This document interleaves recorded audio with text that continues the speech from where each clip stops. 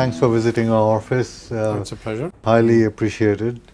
So what is your advice to the SMEs, because 2,500 of them are our clients, Yeah. so they want to know that what would be the advice from Well, I think first of somebody all, I think first of all, do a bit of scenario planning. You just think about alternative futures and how you deal with it, and whether your business is sufficiently robust to deal with shocks and changes.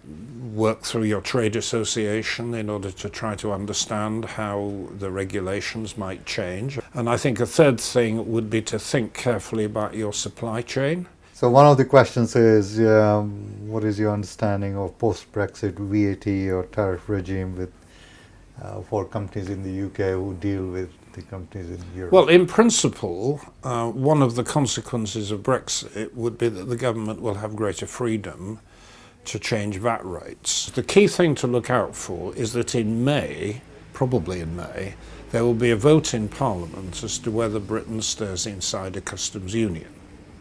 If we remain in a customs union, then the tariffs are exactly the same as they are today. They wouldn't change.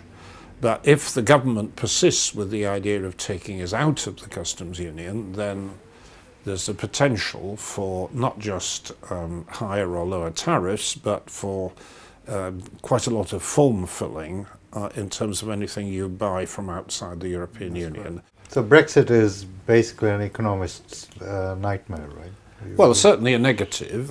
It doesn't mean to say that's a complete catastrophe, falling off the edge of the world. I mean, it's or even as bad as 2008 in the financial crisis. But I think what it does mean is that the economy grows a bit more slowly than it would have otherwise done.